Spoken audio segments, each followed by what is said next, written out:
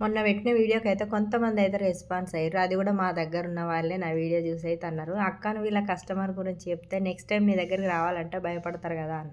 ఎందుకు భయపడతారు? వాళ్ళు కరెక్ట్‌గున్నప్పుడు భయపడే అవసరం లేదు. అయినా ఒకరికి భయపడే అవసరం వాళ్ళకు లేదు, నాకు కూడా లేదు. ఎందుకంటే నేను కష్టాన్ని నమ్ముకున్నా. నాకు డబ్బులివ్వలేదు గాబట్టి వాళ్ళ గురించి నేను జెప్పిన. ఎలక్షన్‌ల తర్వాత వచ్చి ఇస్తా అన్న. ఎలక్షన్‌లు అయిపోయి గూడా చిన్న మెల్లగా నెల అయితంది. అందరూ ప్రమాణ స్వీకారాలు గూడా అన్నీ జేసేసిర్రు. ఇంతవరకు నా దగ్గరికి మనీ రాలేదు. జబ్బలు పోంగా, నడుములు పోంగా కుట్టిన బ్లౌజుల డబ్బులు రాకపోతే మనకే ఇప్పుడు నాకనే గాదు ఏ కష్టమైనా కష్టం చేసేటోనికి తెలుస్తది గాబట్టి, ఇప్పుడు వాళ్ళకి గూడా సపోజ్ ఒక నెల జీతం ఏడనన్నా మనం డ్యూటీ చేసినా, ఎక్కడ చేసినా సరే వాళ్ళు మనకు మనీ ఇయ్యకపోతే మనం ఎంత ఫీల్ అయితాం?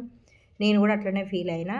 అంటే మరి ఆమె మళ్ళీ నెక్స్ట్ టైమ్ రాకపోతే ఎట్లా అంటే, అలాంటి వాళ్ళు వచ్చినా ఒకటే, రాకున్నా ఒకటే. పని చేసి వృధా గదా! మనకు డబ్బులొస్తాయనే గదా! ఇంట్లో పనులు ఇంట్లోళ్ళతోటి తిట్లు పడుకుంటా, పిల్లలకి ఏదైనా అడిగితే చేసి పెట్టకున్నా, మన కస్టమర్‌కి మనం డబ్బు టైంకి అందియ్యాలనే ఉద్దేశంతోటి ఇంత కష్టపడితే, మనకు డబ్బులు ఇవ్వనప్పుడు ఆ పని చేసేందుకు, చెయ్యకెందుకు అని నేనైతే ఇట్లనే చెప్పిన.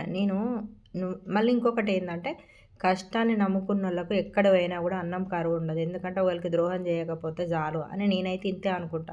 నేను సిద్దిపేటలో ఒక 1 ఇయర్ కుట్టిన. సహస్ర స్కూల్ దగ్గర కుట్టిన.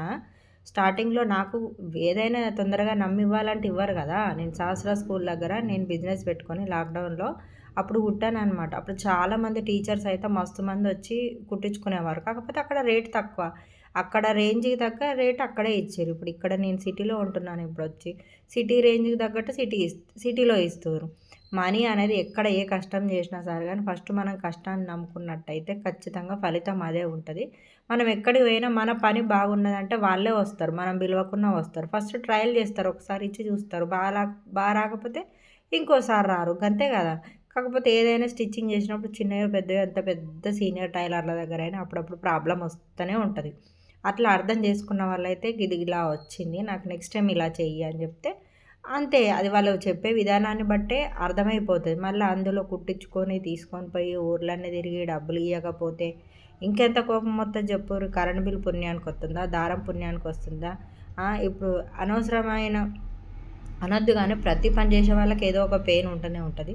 అలాంటిది ఇప్పుడు మేము టైలరింగ్ జేసే వాళ్ళకు అసలు కళ్ళద్దాలొచ్చుడు, నడుము బెల్ట్ పెట్టుకోకుండా పని జేయలేకపోవడం ఇవన్నీ ఎన్నో ప్రాబ్లమ్స్ ఉన్నాయి దెలుసా? అలాంటప్పుడు అర్థం జేసుకుండా మీ పనైనా ఒకటే, మా పనైనా ఒకటే అని ఆలోచించి మనీ ఇస్తే బాగుంటది.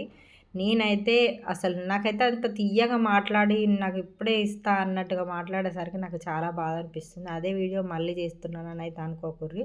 వేరేటామె అడిగింది కాబట్టి నేను ఈ వీడియోనైతే చేస్తున్నాను.